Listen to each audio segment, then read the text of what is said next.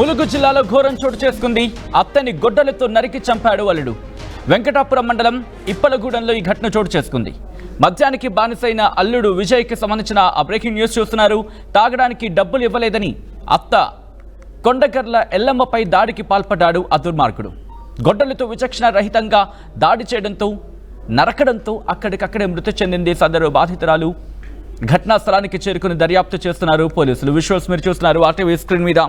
ములుగు జిల్లాలో ఘోరానికి సంబంధించి అత్తని గొడ్డలతో నరికి చంపాడు అల్లుడు. వెంకటాపురం మండలం ఇప్పలగూడలో ఈ ఘటన చోటు చేసుకుంది.